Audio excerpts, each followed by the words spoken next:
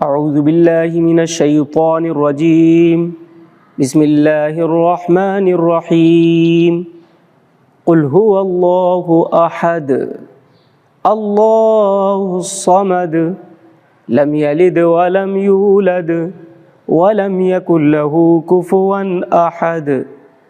صدق اللہ العظیم۔ محترم ناظرین و سامعین، سورہ اخلاص کی تلاوت کی گئی ہے۔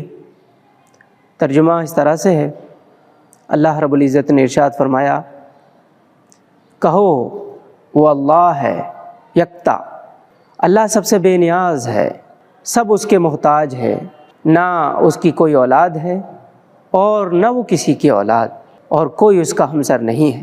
محترم ناظرین و سامعین، یہ سورہ اخلاص ہے۔ اسلام کا بنیادی عقیدہ توحید ہے، اور اس سورت کے اندر خالص توحید بیان کی گئی ہے۔ ہم سب جانتے ہیں کہ آپ صلی اللہ علیہ وسلم جب دعوت حق، دعوت دین اور توحید کی دعوت لے کر اٹھے، اس وقت صورتحال کیا تھی؟ کتنی طرح کی چیزوں کی عبادت، پرستش اور پوجا کی جا رہی تھی۔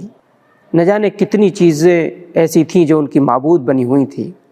شرک اور بت پرستی کا ماحول بالکل گرم تھا اور ہر طرح کی جہالت پائی جا رہی تھی۔ ایسے موقع پر یہ صورت نازل ہوئی، اور اس صورت کے اندر تمام طرح کے مشرکانہ جو تصورات تھے ان کا قلع کما کر دیا گیا۔ محترم ناظرین سامعین، اخلاص دین کی بنیاد اور جان ہے۔ اس لیے ہمیں یہ بات بار بار بتائی جاتی ہے کہ اللہ تعالیٰ دلوں کے بھیدوں کو بھی جانتا ہے، ہر کھلی اور چھپی چیز کو وہ جانتا ہے۔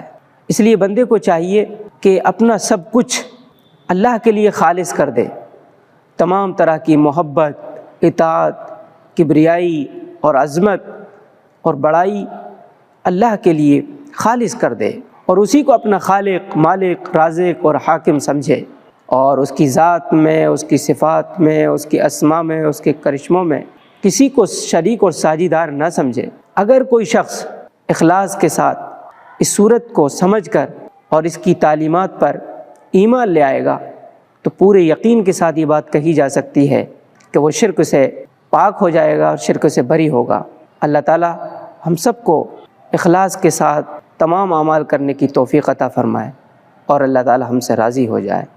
آمین۔ وآخر دعوانا الحمدللہ رب العالمین۔